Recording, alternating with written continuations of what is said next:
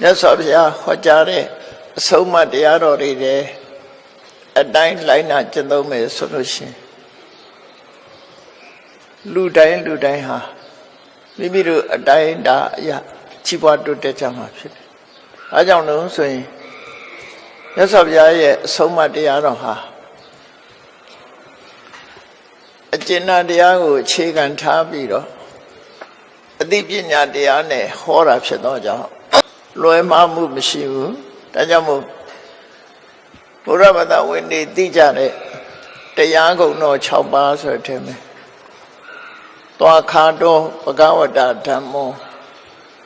သက်သောဘုရားကဓမ္မကိုဟောတဲ့အခါမှာလွယ်မှားတာတခုမှမရှိစေရဘူးအတိအကျအမှန်ကန်ပဲဟောတာဖြစ်တယ်မှန်ကန်မှုဆိုတာလောကမှာသူ့တဘာဝအတိုင်းရှိနေတာဖြစ်တယ်လွယ်မှားမှုကထုတ်ဖော်ပြောဆိုသူရဲ့လွယ်မှားမှုသာဖြစ်တယ်တရားဓမ္မဆိုတာလွယ်မှားတာမရှိဘူးလို့ပြောတဘာဝတရားကြီးဟာသူ့ဘာသူအကြောင်းနဲ့အကျိုးနဲ့ဆက်သွယ်နေတာသာဖြစ်တယ်တဘာဝတရားနဲ့နေထိုင်ကြတဲ့လူသားတွေရဲ့အသိဉာဏ်မလုံလောက်မှုကြောင့်တဘာဝတရားကိုစမ်းကျင်တာလုပ်လို့ရှိရင်တော့လွယ်မှားမှုတွေကြုံရတတ်တယ်ပေါ့တရားရှိခင်သူတို့စဉ်ပေါင်းအားလုံးပဲမင်္ဂလာပါခင်ဗျာဓမ္မရှာနေကနေဓမ္မတရားတော်များကိုနေ့စဉ်တင်ဆက်ပေးနေပါတယ်ခင်ဗျာတဘာဝတရားဆိုတာစဉ်းစားကြည့်မယ်ဆိုလို့ရှိရင်ထင်ရှားတာတစ်ခုပြောရမယ်ဆိုရင်မီးရဲ့တဘာဝဟာပူတယ်ဆွဲလောင်တဲ့နေရာကိုဖြတ်စည်းပြတတ်တယ်ပူတယ်လောင်တယ်ပေါ့ဘယ်ခေတ်ကမီးပဲဖြစ်ဖြစ်ပူခြင်းလောင်ခြင်းဆိုတဲ့တဘာဝတရားရှိတယ်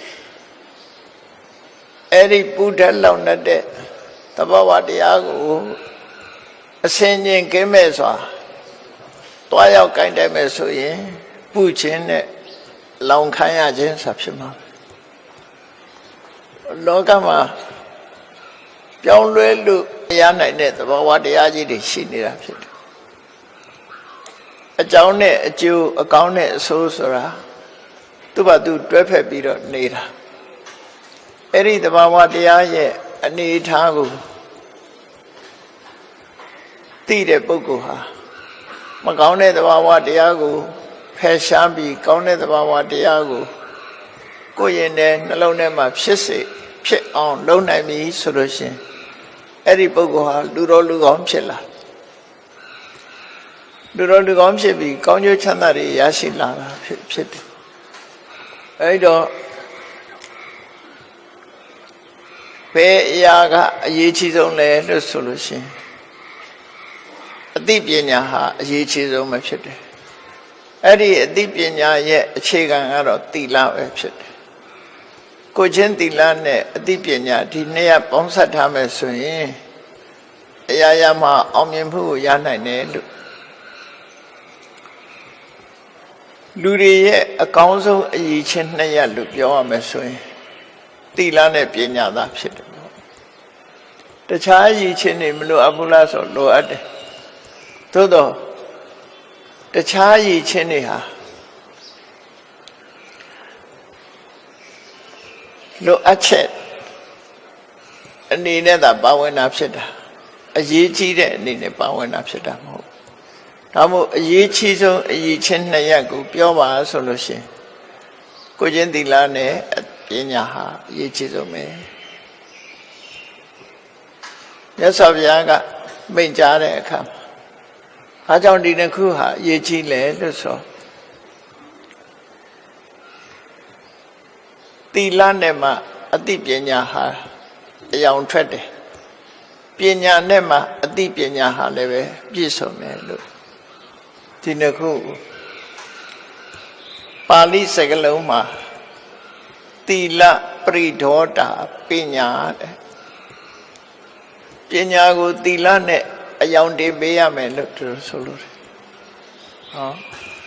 ပရိဒေါတာဆိုတာစိတ်ကြောတန့်စင်အင်္ဂလိပ်လို purify ဆိုတဲ့စကားလုံးပေါ့နော်သီလနဲ့ပညာကိုစိတ်ကြောတန့်စင် purify လုပ်ရမယ်လို့ဆိုလို့ တခါပညာပရိဒေါတံသီလံပညာနဲ့သီလကိုတခါဆေးကြောရမယ်အယောင်တင်ရမယ်လို့ဆိုလို့အဲ့ဒီအရည်ချင်းနှစ်ရဟာရှင်တွဲလာပြီးတော့လူတွေရဲ့တဏ္ဍာမှာအတိုင်းအတာတစ်ခုရောက်တည်ထီအောင်ပြည့်စုံလာမယ်ဆိုလို့ရှိရင်ဒီပုဂ္ဂိုလ်ဟာဘဝမှာဘယ်တော့မှအောက်တန်းနောက်တန်းကျသွားမှာမဟုတ်ဘူးကိုယ်ချင်းသီလဘက်ကလည်းအစင်းမြင့်တယ်အသိပညာဘက်ကလည်းအစင်းမြင့်တယ်ကိုယ်ချင်းသီလတော့ကောင်းမှရဲ့ပညာမရှိဘူးဆိုပြန်တော့လွဲမှားမှုတွေနဲ့ကြုံရတတ်ပြန်ပညာတော့ရှိတယ်ကိုယ်ချင်းတရားမကောင်းဘူးဆိုတဲ့အခါကျတော့ကောက်ချစ်စင်လဲတဲ့လူဖြစ်သွားတတ်တယ်အဲ့တော့ပညာကအမှားအမှန်ကိုသိပြီးလမ်းကြောင်းဖြောင်းအောင်ထိမ့်ပေးတာပဲဖြစ်တယ်သီလကကိုချင်းတရားကိုသိက္ခာကိုထိမ့်သိမ်းတာဖြစ်တယ်အဲ့ဒီနှစ်ခုပေါင်းစပ်လိုက်ပြီးဆိုရင်သူဟာကောင်းအထက်တန်းတစ်ယောက်ရောက်သွားနိုင်တယ်တဘာဝတရားတစ်ခုစဉ်းစားကြည့်ပေါ့လမ်းပေါ်မှာကားမောင်းနေတယ် highway မှာကားမောင်းနေတယ်ဆိုရင် speed ရှိတယ်ထိန်းကျောင်းတဲ့ steering ရှိတယ်ဒီနှစ်ခုဟာကိုထိန်းနိုင်တဲ့အတိုင်းအတာကားကိုထိန်းနိုင်တဲ့အတိုင်းအတာထိအောင် speed တင်ပြီးမောင်းမယ်လမ်းကလည်းဖြောင်ဖြူးတယ်ဆိုလို့ရှိရင်အန္တရာယ်မရှိဘူးကဲပြီးထိန်းနိုင်တဲ့အတိုင်းအတာတဲ့လွန်ပြီးတော့ speed ကိုတင်းမယ်ဆိုလို့ရှိရင်ဒီကတိတိကဒုက္ခရောက်သွားနိုင်တယ်ထို့တူပဲသီလနဲ့ပညာဟာလည်းပဲတစ်ခုနဲ့တစ်ခုပြန်လည်ထိန်းကျောင်းပြီးတော့ဘဝလမ်းကြောင်းကိုသွားရမှာဖြစ်တယ်ကားမောင်းလို့ပဲထိန်းကျောင်းပြီးတော့ကိုယ့်ဘဝကိုယ်သွားတဲ့လမ်းဖြောင်းတန်းအောင်လုပ်ရပညာနဲ့သွားမဲ့နေရာကိုစဉ်းကျင်စဉ်းစားတယ်သီလနဲ့ကိုယ်ကျက်တရားကိုထိန်းတယ်ဆိုဒီနှစ်ခုဟာတစ်ခုနဲ့တစ်ခုပြန်လည်ထိန်းကျောင်းပြီးလိုရာစခန်းကိုရောက်နိုင်တာဖြစ်တယ်။ဒါကြောင့်မြတ်စွာဘုရားကဆုံးမတယ်သီလရှိမှပညာရှိနိုင်တယ်ပညာရှိမှသီလရှိနိုင်တယ်ဒီနှစ်ခုကပေါင်းစပ်နေတာဖြစ်တယ်။သီလမရှိဘဲနဲ့ပညာရှိလို့မရဘူးလားလို့ဆိုတာအဲ့ဒါပညာအစစ်မဟုတ်ဘူးပေါ့နော်။ပညာအစစ်မဟုတ်လောကလူတွေကပညာဆိုတဲ့သဘောတရားကျေပြန့်နေတော့ဒီသင်ယူထားတဲ့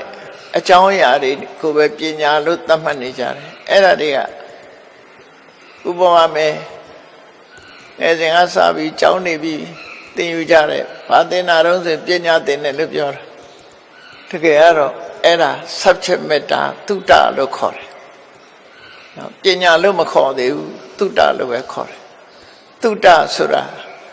နားထောင်ထားတဲ့အကြောင်းအရာများတာဖြစ်တယ်အဲ့ဒီပုံမှာစဉ်းစားပြီးသိရှိနားလည်သဘောပေါက်တာမှပညာလို့ဆိုလို့တယ်အနုဘောဆိုရင်သုတကိုသာပညာခေါ်မယ်ဆိုလို့ရှိရင်သင်ယူထားတဲ့အကြောင်းအရာများများရှိလေသူကပညာတတ်လေလို့ဒီလိုဖြစ်မှာမဟုတ်ဘူးလူမှာစာတွေးလက်တွေးဆိုတာနှမျိုးရှိတယ်သုတဆိုတာပြောမယ်ဆိုရင်စာတွေးပေါ့အကြောင်းအရာတွေတွေးရှိထားတော့လည်းပဲဆင်ញင်သုံးသပ်မှုပညာအားနည်းလို့ရှင်လွဲမှားသွားတယ်နော်ဆရာဝန်တွေဟာသုတအနေနဲ့သင်ယူထားကြတယ်လှုပ်ဆောင်တဲ့အခါမှာလွဲမှားသွားတာရှိတယ်အင်ဂျင်နီယာတွေလည်းသုတအနေနဲ့ရှိတယ်လှုပ်ဆောင်တဲ့နေရာမှာလွဲမှားမှုတွေဖြစ်တယ်ဘာကြောင့်လို့ဆိုအတွေ့အကြုံ experience ဆိုတဲ့အဲ့ဒီ experience ကရတဲ့ပညာမျိုးမဟုတ်သေးလို့ပဲဖြစ်တယ်ပေါ့အဲ့တော့ပညာဆိုတာကြတော့အတွေ့အကြုံနဲ့ရင့်ကျက်လာတဲ့ပုဂ္ဂိုလ်တွေဟာအမှားယွင်းနဲသွားတယ်လို့သူဆိုတယ်ဒါကြောင့်မို့သုတနဲ့ပညာကိုလည်းကွက်ပြားခြားနားစွာသိရှိနားလည်ပြီးမိမိတို့ရဲ့သုတကိုပ ပညာအဖြစ်ပြောင်းလဲနိုင်အောင်ဆင်ញင်တုံဆင်ញင်စဉ်းစားသုံးသပ်ပြီးလက်တွေ့ဖော်ဆောင်တတ်ရမှာဖြစ်တယ်အဲ့လိုမဟုတ်လို့ရှိရင်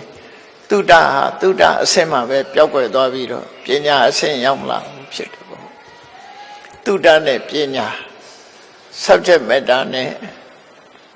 wisdom ဒီနှစ်ခုအဲ့ဒီနှစ်ခုပေါင်းစပ်တာဒါကြောင့်မို့အဲ့ဒီပညာရက်ကိုအရှိန်တက်ဖို့ဆိုတာကိုယ်ချင်းတရားနဲ့ပြန်ထိန်ရမှာဖြစ်တယ်ကိုယ်ချင်းတရားနဲ့မထိန်နိုင်ဘူးဆိုရင်အသိပညာအားနဲ့ရောပါသွားပြီနောက်ဆုံးမှာ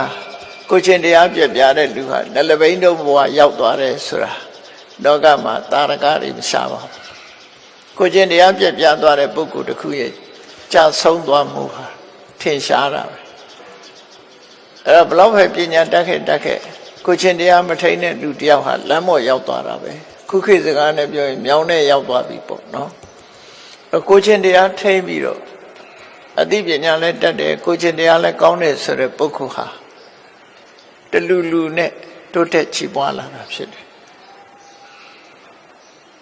တိုးတက်ချီးပွားချမ်းသာချီးပွားအကြောင်းတရားများကိုမြတ်စွာဘုရားကဟောကြားဆုံးမခဲ့တာဖြစ်တယ်အဲ့ဒီအတိုင်းဆောင်ရွက်လုပ်ကိုင်နိုင်မယ်ဆိုရင်အချိန်အခါပြည့်ပြည့်စုံလာတဲ့အခါလူတိုင်းပဲမှန်ကန်တဲ့လမ်းကြောင်းကရှောက်မယ်ဆိုရင်ချမ်းသာကြွယ်ဝလာလမ်းကြောင်းမှန်ဖို့ပေါ်တော့တယ်ရွှေကုံဖရာပေါ်သွားဖို့ဥတည်လာတဲ့ပုဂ္ဂိုလ်တိုင်းဟာရွှေကုံဖရာရောက်နိုင်တဲ့လမ်းကြောင်းပေါ်ကိုရှောက်ရင်အနေနဲ့အမြန်ရောက်သွားကြမှာပဲဘယ်သူပဲဖြစ်မှန်လျှောက်သွားလို့ရှိရင်ရောက်သွားမှာဆိုတာသိကြသို့တော့လမ်းကြောင်းမှန်ဖို့လိုတယ်နောက်ပြန်မသွားဖို့လိုတယ်ပေါ့အဲ့ဒါလိုပဲမြတ်စွာဘုရားရဲ့အဆုံးအမလမ်းကြောင်းပေါ်ရှောက်လန်းတဲ့အခါမှာ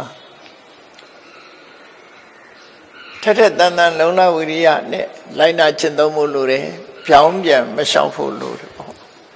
ပြောင်းပြန်လျှောက်ရင်လည်းစခန်းကိုရောက်မှာမဟုတ်ဘူးလမ်းကြောင်းလွဲမှာလို့ရှိရင်လည်းလမ်းမော်ရွှေကုံဘုရားကိုရောက်မှာမဟုတ်ဘူးအဲ့ဒီတိုင်းပဲကိုလိုချင်တဲ့စခန်းကိုရောက်ဖို့အတွက်ဖြောင့်မှန်တဲ့လမ်းကြောင်းလျှောက်ပြီးတော့တဲ့မတ်ဥတည်သွားဖို့လိုအပ်တယ်လို့ဆိုအဲ့တော့မြတ်စွာဘုရားကတမ္ပတ္တိလို့ခေါ်တဲ့ပြည့်စုံအောင်မြင်ခြင်းတမ္ပတ္တိဆိုတာအကြောင်းတရားတွေပြည့်စုံရင်အကျိုးတရားတွေလည်းပြည့်စုံလာsuccess လို့အင်္ဂလိပ်လိုပတ်သက်ပြန်တယ် means of success means of accomplishment အောင်မြင်မှုရဲ့လမ်းကြောင်းတွေဘာတွေရှိလဲအဲ့ဒီအောင်မြင်မှုလမ်းကြောင်းတွေဘာအတွက်လဲဆိုတာစဉ်းကျင်စဉ်းစားကြည့်ကြရအောင်ဘုန်းကြီးတို့ကိုမေခွန်းထုတ်ကြည့်ရမယ်မေခွန်းထုတ်တာအများကြီးပဲမထုတ်ပဲနဲ့အနှစ်ချုပ်ကိုထုတ်ကြည့်လိုက်မင်းလူဘဝရလာတဲ့အခါမှာပစ္စည်းဥစ္စာပေါ်များနဲ့ကျွဲဝချမ်းသာခြင်းသလားလူများစုကိုဒီမေခွန်းမေးခြင်းပစ္စည်းဥစ္စာပေါ်များချမ်းသာခြင်းသလားဆိုတာဒီမေခွန်းကိုချမ်းသာခြင်းပါတယ်လို့ဖြေမဲ့အဖြေတွေဟာအများဖြစ်နိုင်တယ်ပစ္စည်းဥစ္စာပေါ်များကျွဲဝချမ်းသာမှုကိုလိုလားပါသလားဆိုလိုလားတဲ့ပုဂ္ဂိုလ်တွေကြီးပဲဖြစ်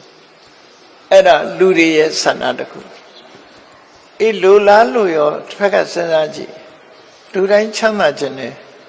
ဒါပေမဲ့လူတိုင်းချမ်းသာရဲ့လားမချမ်းသာလက်တဆုပ်စာလူအနည်းစုသာချမ်းသာကြွယ်ဝကြဆင်းရဲတဲ့လူကပုံများတယ်ဆင်းရဲတဲ့လူကပုံများကဘာမှာဆိုလို့ရှိရင်8 ယောက်1 ယောက်ဟာထမင်းဝအောင်မစားနိုင်ကြကဘာလူဦးရေဒါကြောင့်မို့ဆင်းရဲတဲ့လူကများနေတယ်အဲ့လိုဆင်းရဲတဲ့လူတွေများနေတာဘာကြောင့်လဲအကြောင်းရှာလူတိုင်းဟာမိခွန်းထုတ်လို့ရှိရင်ချမ်းသာကြွယ်ဝခြင်းရတယ်အချို့သောပုဂ္ဂိုလ်များသာအနည်းငယ်သောပုဂ္ဂိုလ်များသာချမ်းသာကြွယ်ဝပြီးအများစုကရုန်းကန်နေရဆဲပဲဘာကြောင့်လဲအဖြေတစ်ခုထုတ်အောင်ဖြစ်တယ်နောက်တစ်ခုက ချမ်းသာပြီးတဲ့လူတွေဟာဒုတိယမျှော်လင့်ချက်လို့ပြောရမယ်မျှော်လင့်ချက်ကဘာလို့ဆိုလူဘဝလူအတိုင်းဝိုင်းထဲမှာခုံသိက္ခာရှိခြင်းချမ်းသာပြီးတော့လူမသိသူမသိလူရမဝင်တဲ့ဘဝမျိုးလေလူတွေကမလိုလားကြဘူးချမ်းသာပြီးရင်လူလောကအတိုင်းဝိုင်းထဲမှာခုံသိက္ခာရှိနေခြင်းတယ်ဒါဒုတိယမျှော်လင့်ချက်ပဲပထမမျှော်လင့်ချက်ကပိုကြီးမားတယ်ပထမမျှော်လင့်ချက်ပြည့်လာတဲ့ပုဂ္ဂိုလ်တွေကဒုတိယမျှော်လင့်ချက်ရခုံသိက္ခာရှိနေခြင်းသလားအရှိန်စောကင်းမဲ့ပြီးတော့လူမသိသူမသိလူတကာမလေးစားတဲ့ပုဂ္ဂိုလ်ဖြစ်ခြင်းသလားဆိုဂုဏ်သိက္ခာရှိပဲနေခြင်းညာအလုံးဂုဏ်သိက္ခာရှိနေခြင်းဟုတ်ပြီချမ်းသာကြွယ်ဝတယ်ဂုဏ်သိက္ခာရှိတယ်အဲ့ဒါနှစ်ခုပြည့်စုံတဲ့အခါမှာဘာလို့ခြင်းလာပြန်လို့ဆိုချမ်းသာခြင်းနဲ့အသက်ရှိခြင်းအေးပစ္စည်းဥစ္စာတွေတော့ပေါ်များပါရဲ့ဂုဏ်သိက္ခာရှိပြီးလူတွေရဲ့လေးစားမှုလည်းရှိပါတယ်လူကမချမ်းမမာဘူးဆိုရင်လိုအပ်ချက်တစ်ခုဖြစ်နေပြန်မချမ်းမမာဘူးဆိုလို့ရှိရင်ရှားထားတဲ့စိတ်စိတ်ဥစ္စာတွေဟာအဓိပ္ပာယ်ကင်းမဲ့တယ်လို့ဖြစ်တယ်ဒါကြောင့်မို့တတိယလူတွေရဲ့ဆန္ဒကတော့ချမ်းသာခြင်းနဲ့အသက်ရှိခြင်းနဲ့ဒါကြောင့်မို့လူတွေဟာအသက်ရှိပါစေချမ်းသာပါစေနဲ့ဘာသာတိုင်းလူမျိုးတိုင်းကဒါကိုဆုတောင်းနေကြနော်ဆုတောင်းတာလူတွေရဲ့ဆန္ဒချမ်းသာပါစေအသက်ရှိပါစေဒါကိုအဓိကထားပြီးတော့ဆုတောင်းနေကြတာဖြစ်တယ်အဲ့တော့လူတွေရဲ့ဆန္ဒဒီဘဝမှာနံပါတ်1ချမ်းသာကြွယ်ဝခြင်းနဲ့နံပါတ်2ဂုဏ်သိက္ခာရှိနေခြင်းနဲ့နံပါတ်3ကျမ်းမာပြီးတော့အသက်ရှိခြင်းနဲ့ဆိုဒီအချက်3ချက်ပြည့်သွားရင်လူဘဝတစ်ခုမှာလုံလောက်တဲ့အတိုင်းအတာတစ်ခုရရှိထားခြင်းမှာဖြစ်တယ်အဲ့ဒီအတိုင်းအတာရရှိပြီးတဲ့နောက်မှာမျောလင်းချက်ကုံဆုံးသွားပါလားဆိုမကုံသေးဘူးဘာမျောလင်းကြတော့ဆိုရင်လူတိုင်းဟာသိနေကြတယ်သက်ကြီးလာလို့ရှိရင်တို့ဘဝဆိုတာထာဝရမဟုတ်ဘူးနောက်ဆုံးတစ်နေ့ကျတော့သိဆုံးကြမှာပဲဖြစ်တယ်အသေးပြီးဒီအခြားမဲ့၌နောက်ဘဝမှာကောင်းရသူဒီဘုံရောက်ဖို့ဆိုမျှော်လင့်ကြပြန်တယ်ပေါ့အဲ့တော့နောက်ဘဝကောင်းရသူဒီဘုံရောက်ချင်တယ်ဆိုတဲ့ဆန္ဒဟာနောက်ဆုံးဆန္ဒလေးတစ်ခုပဲလို့သူတို့ဆိုတယ်အဲ့တော့လူဘဝမှာလူတိုင်းရချင်တဲ့ညှော်မှန်းချက်ကြီး၄ရပ်ပစ္စည်းဥစ္စာချမ်းသာကြွယ်ဝခြင်းနဲ့ဂုဏ်သိက္ခာရှိနေခြင်းနဲ့ကျမ်းမာ၍အသက်ရှင်ရှိခြင်းနဲ့သေတဲ့နောက်မှာကောင်းရသူဒီဘုံရောက်ခြင်းနဲ့ဆိုတဲ့ဒီလူသားတိုင်းရဲ့လူအင်ဆန္ဒဒီလူအင်ဆန္ဒကိုဖြည့်ဆည်းပေးနိုင်တဲ့အကြောင်းတရားရှိသလားဆိုတော့မြတ်စွာဘုရားကိုယ်တိုင်ကအဲ့ဒီလူချင်းဆန္ဒကိုဖြည့်ဆည်းပေးနိုင်တဲ့အကြောင်းတရားဟာ၄မျိုးရှိတယ်လို့ဟောထားတာနော်၄မျိုးရှိတယ်အဲ့ဒီ၄မျိုးကဘာလဲလို့ဆိုရင်နံပါတ်1ကတတ္ထာဆိုတာယုံကြည်မှုလို့ဘာသာပြန်တယ်အင်္ဂလိပ်လို confidence လို့ခေါ်တာအဲ့တော့ယုံကြည်မှုဆိုတာဘာကိုယုံကြည်တာလဲဆိုရင်ကောင်းတာလုပ်ရင်ကောင်းတာဖြစ်ရမယ်မကောင်းတာလုပ်ရင်မကောင်းတာဖြစ်တတ်တယ်ဆိုတဲ့အကောင်းအဆိုးအကြောင်းအကျိုးပေါ်မှာယုံကြည်တာနောက်တစ်ခုကလောကမှာအမှန်တရားဆိုတဲ့ပုံမှာယုံကြည်လက်ခံတာလုပ်ရင်ဖြစ်ကိုဖြစ်ရမယ်ဆိုတဲ့တဏှိဋ္ဌာန်နဲ့ရှိပြီယုံကြည်တာတချို့ကိစ္စတွေကအခုလို့အခုဖြစ်တာမဟုတ်ဘူးမယုံကြည်တဲ့လူကဆက်မလုပ်ကြတော့အခုဒီကနေ့ခေတ်မှာကမ္ဘာမှာအစရှိတဲ့လူတိုင်းလို့ကောင်းကင်ခရီးကသွားနိုင်တဲ့လေမြန်ဆိုတာတိထွင်မှုဟာလွယ်တကူဖြစ်လာတာမဟုတ်ဘူးအမျိုးမျိုးစမ်းသပ်တဲ့လူတွေဟာဘဝဆုံးရှုံးလို့ အနစ်နာမျိုးစုံခံပြီးတော့မှတဖြည်းဖြည်းချင်းတိုးတက်လာပြီးတော့ဒီအဆင့်ရောက်လာတာဖြစ်တယ်အဲ့ဒီလိုဆက်လက်ပြီးလှုပ်တာဟာယုံကြည်လို့လှုပ်တာပဲဖြစ်တယ်မယုံကြည်ရင်လှုပ်မှာမဟုတ်ဒါကြောင့်မို့အလုပ်တစ်ခုကချက်ချင်းဖြစ်တာမဟုတ်ဘုရားဘာသာတရားတော်နဲ့ပြောမယ်ဆိုလို့ရှိရင်သူမိရာယသိဘဝမှာဒီပင်ကရာမြတ်စွာဘုရားကကောရမဖေယဖြစ်လိမ့်မယ်လို့ဗျာဒိတ်ကြားခဲ့တယ်အဲ့ဒီမှာသူမိရာယသိဟာလေးသိင်ချေနဲ့ကမ္ဘာတသိန်းပါရမီဖြစ်ရင်ဖေယဖြစ်မယ်ဆိုတာကိုသူယုံကြည်တယ်ယုံကြည်လို့သူဟာလှုပ်ဆောင်ခဲ့တာဖြစ်တယ်အကယ်၍များမယုံကြည်ဘူးဆိုလို့ရှိရင်ဒီအလုပ်ကိုသူလက်လျှော့ပြမှာပဲဖြစ်တယ်ဘယ်ဟာပဲဖြစ်ဖြစ်ယုံကြည်မှုဆုံးဖြတ်မှုအမှန်တမ်းအရေးကြီးယုံကြည်တယ်ဆိုတဲ့နေရာမှာ resolution ဆိုတဲ့ဆုံးဖြတ်ချက်ပါအဲ့ဒီဆုံးဖြတ်မှုတဏိဌာန်ချထားမှုဟာတတ္တာလို့ခေါ်တဲ့အရာတစ်ခုပဲဖြစ်ယမယံခတတ္တာကိုအဓိမောက္ခ resolution decision လို့ခေါ်တယ်ဆုံးဖြတ်ချက်ဆုံးဖြတ်ချက်ရှိတဲ့ပုဂ္ဂိုလ်တယောက်ဟာမမိတ်မသုံးကြိုးစားတဲ့အခါနောက်ဆုံးမှအောင်မြင်သွားတယ်တောင်တဲ့သမားတယောက်ဟာဘလောက်ပဲမြင့်မြင့်ဒီတောင်ထိပ်ကိုငါရောက်ရမယ်လို့ယုံကြည်ချက်ရှိတယ်ယုံကြည်ချက်ကိုဥတည်ပြီးတော့ကြိုးစားအထောက်မှုလုပ်တဲ့အခါမှာသူမျှော်မှန်းတဲ့အတိုင်းရောက်သွားစီးပွားရှာတာလဲထို့အတူပဲနော်လောကမှာစီးပွားဥစ္စာကြွယ်ဝချမ်းသာခြင်းနဲ့ဆိုရင်ယုံကြည်ချက်နဲ့လုပ်ရမှာဖြစ်တယ်သို့တော့ယုံကြည်ချက်တစ်ခုတည်းလားလို့တော့ယုံကြည်ချက်ပေါ်မှာလှုပ်ဆောင်မှုတွေပါလာဘာတွေပါလာတော့ဆိုရင်နော်ဖြစ်ခြင်းနဲ့ဆန္ဒကျိုးပန်းအထောက်မှုလုံလဝိရိယစိတ်ဓာတ်ကြံ့ခိုင်မှုအသိပညာဆိုတာပေါင်းစပ်ရမှာဖြစ်တယ်ဘယ်ရာပဲဖြစ်ဖြစ်တစ်ခုတည်းမဟုတ်ဘူးဆိုတာကိုတော့သတိထားအချိန်ကိုပြောနေတဲ့နာယီလေးတစ်ခုတည်းပဲစဉ်းစားကြည့်လေလူတိုင်းနာယီကိုသုံးနေတာစဉ်းစားကြည့်လိုက်အဲ့နာယီလေးမှာလက်တံနှစ်ခုပါတယ်မျက်နှာပြင်မှာခဏန်းလေးပါတယ်အတွင်းမှာပင်နီယန်ဆိုတဲ့စက္ကရိယာတွေပါတယ်ဘက်ထရီပါတယ်ကဲအဲ့ဒါတွေတစ်ခုချိုးတဲ့သွားလို့ရှိရင်အချိန်ကိုဖော်ပြနိုင်အောင်မလားမပြနိုင်ဘူးဘက်ထရီလည်းကောင်းတယ်ပင်နီယန်တွေလည်းကောင်းတယ်လက်တံတစ်ခုကိုဖြုတ်ထားလိုက်ဘာမှမလုပ်နဲ့လက်တံတစ်ခုပဲဖြုတ်ထားလိုက်အတူပဲဖြုတ်အရှိပဲဖြုတ်အချိန်ကိုသိနိုင်အောင်သိနိုင်တော့အလုံးဟာပေါင်းစပ်နေမှာဖြစ်တယ်ဆိုတဲ့သဘောတရားကိုပြောပြတာပါ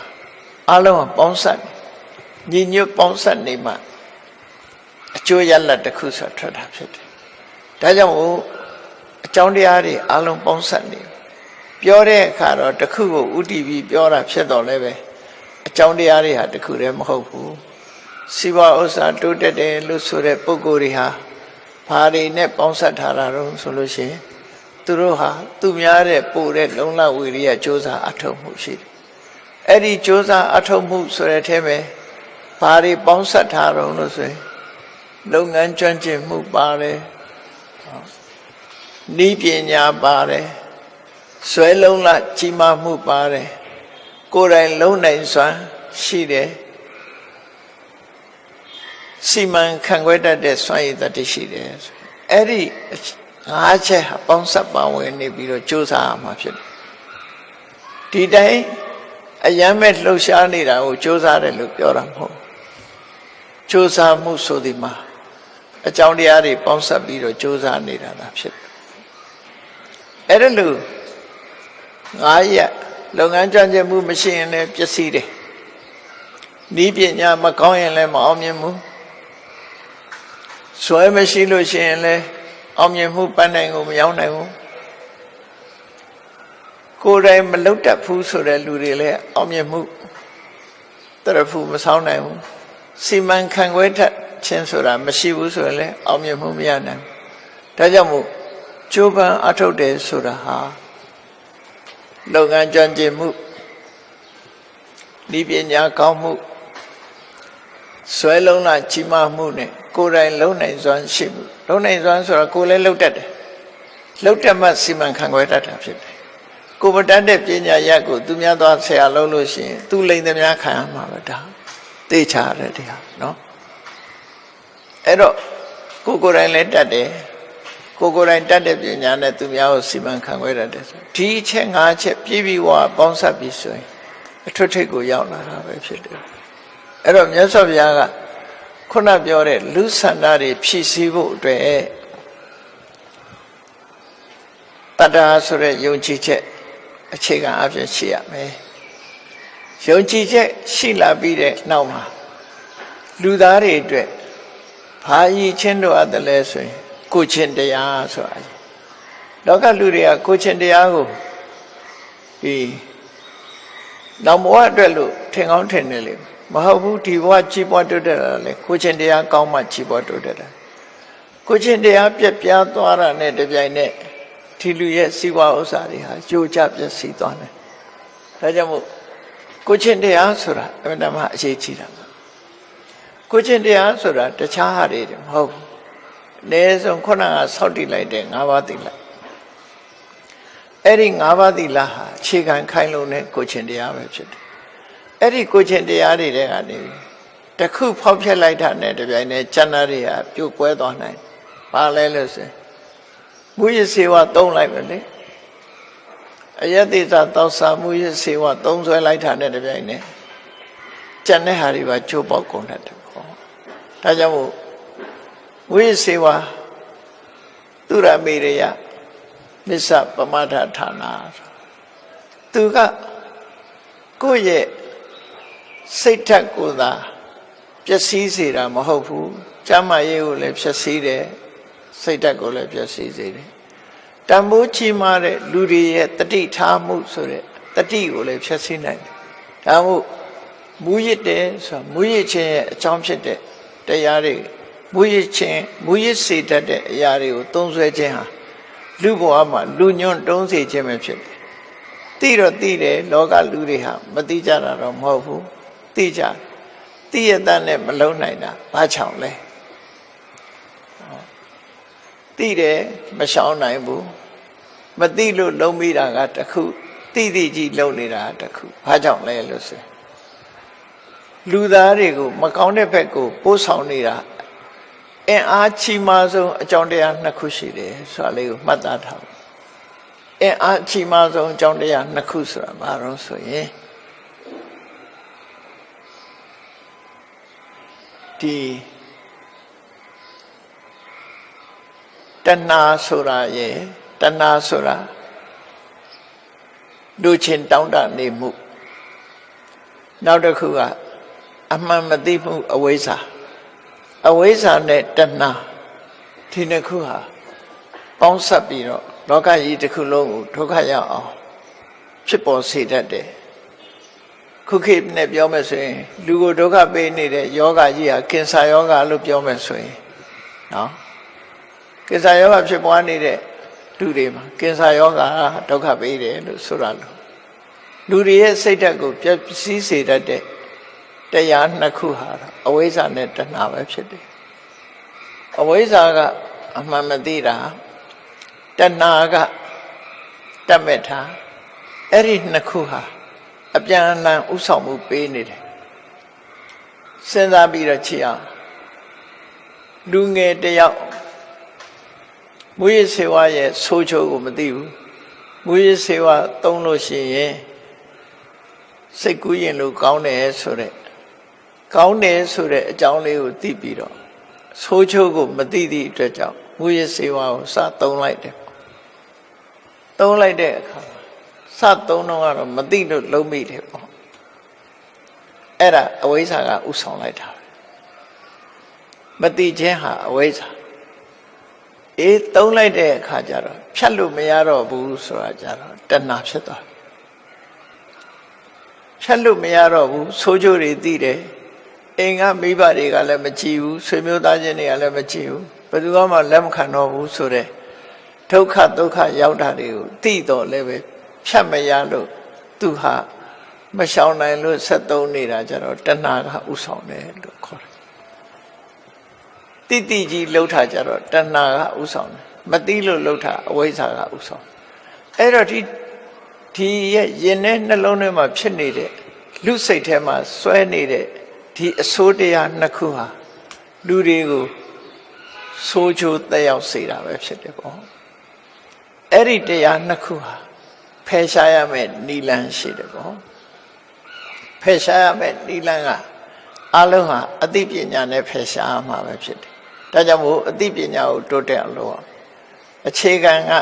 ကိုချင်းသီလကိုချင်းသီလနဲ့စတင်ပြီးတော့ထိမ့်သိမ့်နေပြီးတဲ့အခါကျတော့ပညာဆိုတဲ့အသိပညာနဲ့ထိမ့်သိမ့်တယ်ပညာဆိုတာလုံတင်တာနဲ့မလုံတင်တာခွဲခြားသိတာပညာလုံတင်တာနဲ့မလုံတင်တာခွဲခြားသိမှ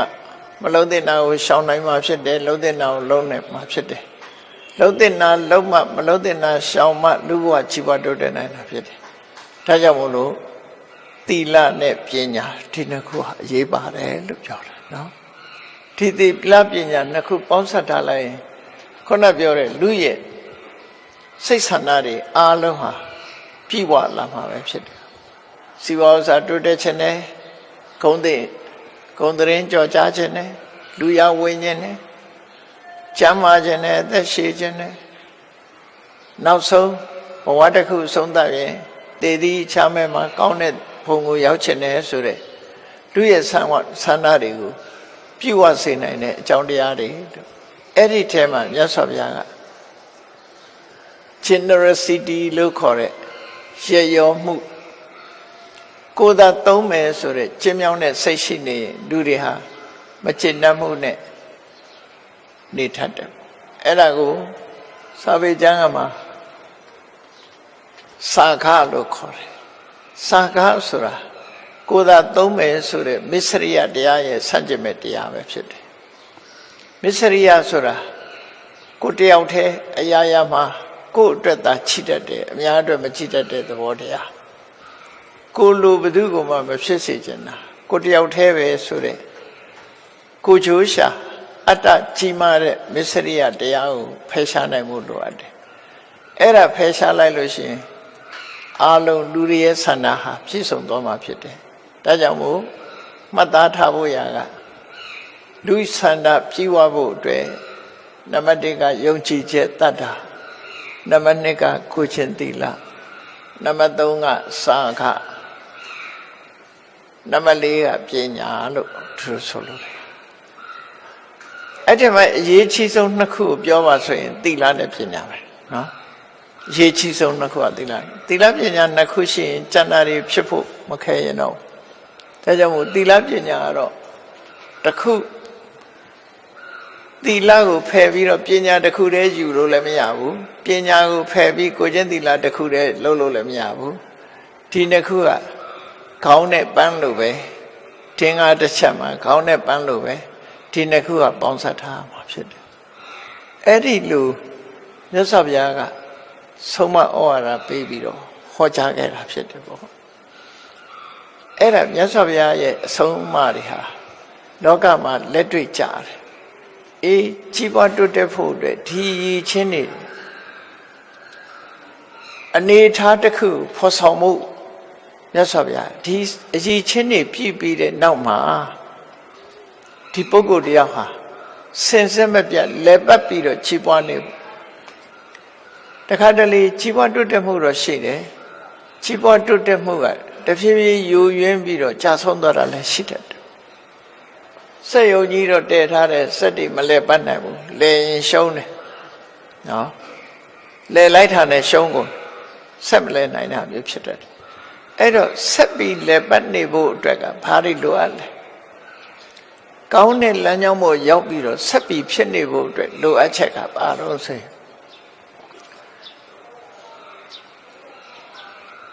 နံပါတ်1နေရာရွေးချယ်မှုမှန်ကန်ရမယ်ဒါကိုပฏิရူပဒေသဝါဒလို့မင်္ဂလာတရားထဲမှာဟောတာအဲ့ဒါနေရာရွေးချယ်မှုမှန်ကန်ခြင်းပဲနော်နေရာရွေးချယ်မှုမှန်ကန်ရမယ်နောက်ပြီးတော့လူတော်လူကောင်းကိုယ်လုပ်ငန်းကိုပံ့ပိုးနိုင်မဲ့ပုဂ္ဂိုလ်ဆရာကောင်းသမားကောင်းအကြံကောင်းဉာဏ်ကောင်းပေးနိုင်တဲ့ပုဂ္ဂိုလ်နဲ့လက်တွဲရမယ်ဒါနော် နေရာရွေးချယ်မှန်ကန်တဲ့နေရာကိုရွေးချယ်ခြင်းဆရာကောင်းသမားကောင်းအပေါင်းအသင်းကောင်းနဲ့လက်တွဲခြင်းနံပါတ်3ကအတ္တသမပဏိတိလို့ခေါ်တယ်ကိုပြုပြင်ထိမ့်သိမ်းဆောက်ရှောက်ခြင်းကိုပြုပြင်ထိမ့်သိမ်းဆောက်ရှောက်ခြင်းဆိုတာဘာအလုံးစိတ်သီလနဲ့ပညာပဲကိုချင်းတရားကောင်းအောင်ထိရမယ်အသိပညာတိုးတက်နေအောင်အမြဲလုပ်ရမယ်အသိပညာတိုးတက်နေအောင်ဘာလုပ်ရမလဲစာဖတ်ရှုရမယ်စဉ်းစားရမယ်ကိုယ်နဲ့သက်ဆိုင်တဲ့ subject တွေကိုဖတ်နေရမယ်အမြဲလေ့လာရမယ်မေးမြန်းရမယ်ဆွေးနွေးရမယ်ဆွေးနွေးမှုဆိုတဲ့နေရာမှာဒီကနေ့ခေတ်မှာဆွေးနွေးမှုတွေကပုံစံနဲ့ပြောင်းတယ်နော်အကြောင်းအရာတစ်ခုကိုအကျိုးပေါ်အောင်ဆွေးနွေးဖို့လိုအပ်တယ်ပေါ့အခုကတန်ဖိုးရှိတာဆွေးနွေးမှုမရှိမဟုတ်ဘဲနဲ့တခြားအကြောင်းအရာတွေဆွေးနွေးပြီးဆွေးနွေးပွဲမှာရံဖြစ်သွားကြတာလည်းရှိတယ်ကိုဟာသူဟာရှေ့တန်းတင်ပြီးပြောကြတာဖြစ်တယ်တကယ်အကြောင်းအရာတစ်ခုကိုဆွေးနွေးမှုဟာအမှန်တမ်းတန်ဖိုးရှိတယ်လို့ပြောဒီကနေ့ခေတ်ဆွေးနွေးပွဲတွေနော်အစည်းအဝေးတွေအမှန်တမ်းများတယ်သို့တော့အကောင်အထည်မပေါ်တဲ့အစည်းအဝေးကိုနေတိုးလို့ခေါ်တယ်နော်နေတိုးလို့ခေါ်တယ်နေတိုးဆိုတာအဓိပ္ပာယ်ဖွင့်တဲ့အခါကျတော့ non action talk only ဒီနေတိုးက NATO ဒီစကားလုံးလေးလုံးလေးကိုပေါင်းပြီးနေတိုးလို့ခေါ်တယ် non action လုံးမပါဘူးထောက်ကောင်းလေးအပြောတတ်တဲ့ပဲအဲ့ဒီအစည်းအဝေးမျိုးကြရင်တော့သုံးဝင်မှုတာသိကြတယ်နော်လုံးတော့လုံးတယ်ငွေကုန်ကြီးချအစည်းအဝေးကြီးတွေကျင်းပတယ်ပြီးရင်အပေါင်းအာရင်တန်တန်နဲ့ပြောသွားကြတယ်စာရန်ကြီးတွေဖတ်ကြတယ်ဟိုဟာတွေလုံးတတ်တယ်ပြီးပြီဆိုတော့အတန်တွေတိတ်သွားတယ်နောက်ထပ်အကောင့်ထဲပေါ်တာလည်းမရှိဘူးဘာမှလောက်တာလည်းမရှိဘူးဆိုအဲ့ဒါနေတိုးအစည်းအဝေးလို့သာမှတ်ထားပြီနော်နေတိုးအစည်းအဝေးဆိုတာအချိန်ကုန်ခြင်းငွေကုန်ခြင်းပဲဖြစ်တယ် non action talk only ဆိုတာမဖြစ်စေဖို့စီမံချက်တစ်ခုချပြီးအကြံကောင်းဉာဏ်ကောင်းတွေနဲ့လုပ်ပြီးအကောင့်ထဲပေါ်တဲ့ဆွေးနွေးပွဲပဲလုပ်တဲ့ပေါ့နော်အဲ့လိုမလုပ်လို့ရှိရင် तू ကတမိုးတက်လာမှာမဟုတ်ဘူးအသိပညာလည်းတိုးတက်လာမှာမဟုတ်ဘူးကိုသိတာကိုပြောကိုစကားငါစကားနွားရညင်ညခုံညပြီးငြိမ်သွားကြပြန်ကော်ဖီတောက်မုံစားပြန်ညပြန်အဲ့ဒါနေတိုးအစည်းအဝေးလို့ခေါ်တယ်အဲ့ဒါမျိုးမဖြစ်သင့်ဘူးအစည်းအဝေးတစ်ခုကပညာရသွားရမယ်စီမံချက်တစ်ခုဖြစ်သွားမယ်အများရဲ့ဆုံးဖြတ်ချက်နဲ့တစ်ခုအောင်မြင်မှုရသွားဒီလိုပဲဖြစ်တဲ့ပြန်ဒီဆန်းစစ်တဲ့အစည်းအဝေးမျိုးဖြစ်တဲ့အလုပ်တစ်ခုလုပ်ပြီးပေါင်းစုလုပ်တဲ့အခါမှာတို့ဘယ်တော့ကဘာလုပ်ခဲ့တယ်ဘာလုပ်တယ်အဲ့ဒီလုပ်တာအကျိုးအမြတ်ဘယ်လောက်ရှိလဲဒီနေရာမှာဘာမှားတယ်လဲဘယ်အချက်ကတော့ဆက်လက်လုပ်တဲ့နဲ့ဘယ်အချက်ကတော့မလုပ်တဲ့ဘူးဆိုတာတွေကိုအများသဘောနဲ့အမှားမှန်ရှာကြံပြီးတော့ပြုပြင်ထိမ့်သိမ့်တဲ့အစည်းအဝေးမျိုးဒါမျိုးချတယ်နော်တန်ဖိုးကြီးမားတယ်လို့ပြောမလုပ်ရဘူးမဟုတ်လုပ်ရမယ်အစည်းအဝေးလည်းလုပ်ရတယ်တာကိစ္စလို့ခေါ်တယ်အတူတကွဆွေးနွေးပြောဆိုမှုကလည်းရှိရဒါမှအကြံကောင်းဉာဏ်ကောင်းတွေရနိုင်တာဖြစ်တယ်ဒါကြောင့်မို့မြတ်စွာဘုရားဟောတဲ့အဆုံးအမတွေကဒါတွေအားလုံးခြုံငုံထားတာနေရာရွေးချယ်မှုမှန်ကန်ရမယ်မိတ်ကောင်းဆွေကောင်းအကြံဉာဏ်ကောင်းပေးနိုင်တဲ့ပုဂ္ဂိုလ်တွေနဲ့ဆုံစည်းရမယ်ပြီးတဲ့အခါကျတော့အတ္တသမပဏိတိကိုပြုပြင်ထိမ့်သိမ်းနိုင်စွမ်းရှိရမယ်မကောင်းသေးရင်ကောင်းအောင်ပြင်ရမယ်တိုးတက်လာအောင်လုပ်ရမယ်ကိုစိတ်ကိုအလိုမလိုက်ရဘူးလို့ဆိုလို့တယ်မကောင်းတဲ့ဘက်ကိုအလိုမလိုက်ရဘူးကိုမှသီလနဲ့ပြည့်စုံရင်လားအသိပညာပြည့်စုံရင်လားကိုချင်းသီလနဲ့ပြည့်စုံပြီးရင်အသိပညာဟာအမြဲတမ်းရှုခြင်းအောင်မြင်ကြီးပွားသွားတဲ့ပုဂ္ဂိုလ်တွေနိနာနေတရားကိုဘာကြောင့်ကြီးပွားတယ်ဆိုတာစူးစမ်းလေ့လာခြင်းဆိုတာတွေနဲ့အသိပညာတိုးတက်နေအောင်လုပ်ခြင်းဟာအတ္တသမပဏိတိပဲသီလမရှိသေးရင်သီလရှိလာအောင်ကိုချင်း ပညာအားနည်းနေသေးရင်ပညာတိုးတက်လာအောင်ကြိုးစားအထောက်အမှာဒါအတ္တသမပဋိတိအဲ့ဒီအားလုံးအခြေအနေတစ်ခုဟာအခြေခံရှေးကလုတ်ခဲ့ပြီးသားဖြစ်တဲ့ရှေးကုသိုလ်ကံအခြေအနေကောင်းပေါ်မှာမူတည်ပြီးတော့ဆောင်ရွက်ရမှာဖြစ်တယ်ဘုန်းကြီးတို့တွေဟာလူဘဝရလာကြတဲ့ဟာအခြေအနေကောင်းတွေရထားပြီးသားဖြစ်တယ်နော်အခြေအနေကောင်းတွေဟာရထားပြီးသားဖြစ်လို့ကိုယ်ရှင်တဲ့နှလုံးထဲမှာကောင်းမြတ်တဲ့အနေအထားတွေနားလည်နိုင်စွမ်းရှိတဲ့ပင်ကိုဉာဏ်တွေရှိပြီးရှစ်ဆက်အလုံးလို့ဖို့ပဲလိုအပ်တယ်အလုံးလုံးမယ်ဆိုလို့ရှိရင်အောင်မြင်ကြီးပွားမှုတွေကတစ်ခုပြီးတစ်ခုဆက်လက်ပြီးတော့အောင်မြင်သွားမှာအဲ့ဒါကိုတမ္ပတိ14ပါးလို့ခေါ်တာပဲအောင်မြင်ကြီးပွားဖို့ရာအတွက်နေရာကောင်းရွေးချယ်ခြင်းနေရာကောင်းမှာလှုပ်ဆောင်နေထိုင်ခြင်းမိတ်ကောင်းဆွေကောင်းရှိခြင်းဆရာကောင်းသမားကောင်းအကျမ်းကောင်းဉာဏ်ကောင်းများရယူခြင်းပြီးတဲ့အခါမှာကိုယ့်ကိုယ်ထိမ့်သိမ်းဆောက်ရှောက်တိုးတက်မြင့်မားအောင်ကြိုးစားခြင်းနဲ့ကုသကံကြိုးစားအထောက်ခြင်းဆိုတဲ့ဒီအချက်၄ချက်ပဲဖြစ်တယ်။အဲ့ဒီအချက်၄ချက်ရရှိပြီးပြီဆိုလို့ရှိရင်အောင်မြင်မှုတွေဟာတစ်ခုပြီးတစ်ခုတိုးတက်များပြားလာမှာဖြစ်တယ်။ဒါကိုမြတ်စွာဘုရားကတိုးတက်ကြီးပွားအကြောင်းတရားများအဖြစ်ဟောကြားတာဖြစ်လို့ဒီတရားများကိုမှတ်သားနိုင်ယူပြီးမိမိရဲ့ယဉ်နဲ့နှလုံးထဲမှာကိုယ်ဘဝမှာပြည့်စုံအောင်ကြိုးစားအထောက်ကြရမှာဖြစ်ပါတယ်တရားချစ်ခင်သူတော်စင်ပြိဿပေါင်းတို့မြတ်ဗုဒ္ဓရဲ့အဆုံးအမတရားတော်တွေဟာမှတ်သားနိုင်ယူပြီးလက်တွေ့ဘဝမှာလက်တွေ့လှုပ်ဆောင်ကြရမှာဖြစ်လို့လက်တွေ့လှုပ်ဆောင်ခြင်းအဖြစ်သာလဲအကျိုးသက်ရောက်မှုကိုရမှာဖြစ်သည့်အတွက်ကြောင့်မမှန်ကန်ကန်ဆုံးဖြတ်နိုင်တဲ့အသိပညာကျိုးပန်းအထောက်မှုလုံလဝီရိယချမ်းခိုင်တဲ့စိတ်ဓာတ်ကောင်းမြတ်တဲ့အပေါ်မှာဖြစ်ပွားစေလို့တဲ့စိတ်ဆန္ဒလို့ဆိုတဲ့